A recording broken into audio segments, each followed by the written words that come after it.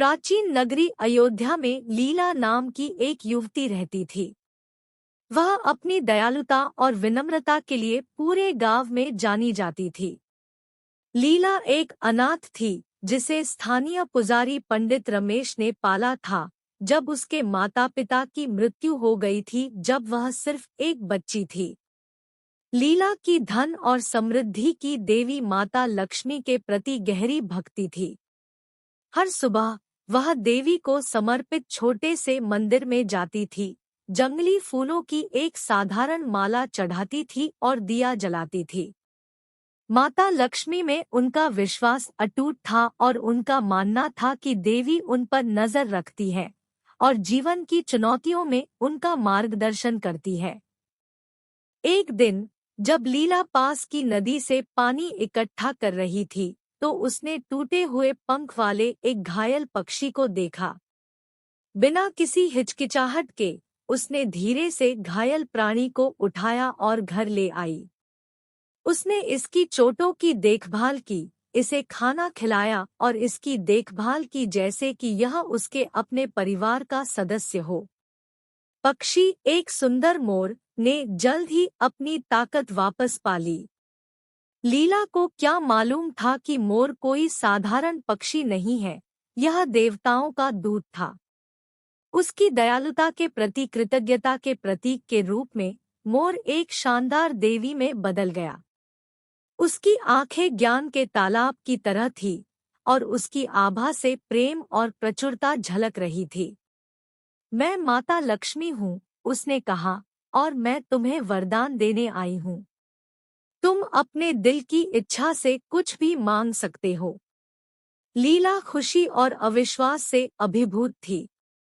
वह बड़ी दौलत, एक भव्य हवेली या शक्ति और प्रभाव की मांग कर सकती थी, परंतु उसका हृदय शुद्ध रहा और उसका अनुरोध सरल था। माता लक्ष्मी, मैं अयोध्या के लोगों की भलाई की कामना करता हूँ।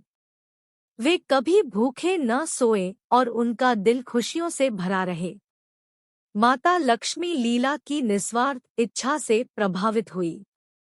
वह मुस्कुराई और हाथ हिलाकर अनुमति दे दी। उस दिन से अयोध्या में परिवर्तन का अनुभव हुआ। फसलें प्रचुर मात्रा में उगी और ग्रामीणों को कभी भोजन की कमी का सामना नहीं करना पड़ा। हर दिल में खुशी और संतुष्टि भर गई और लीला को अयोध्या की संरक्षक देवदूत के रूप में जाना जाने लगा। समय के साथ लीला की निस्वार्थता और अयोध्या के चमत्कारी परिवर्तन की खबरें दूर दूर तक पहुंची।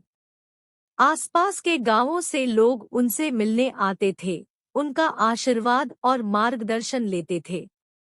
वह एक श्रद्धेय व्यक्ति बन गई जो माता लक्ष्मी के प्रति अपनी भक्ति और दूसरों के कल्याण के प्रति अपनी अटूट प्रतिबद्धता के लिए जानी जाती है।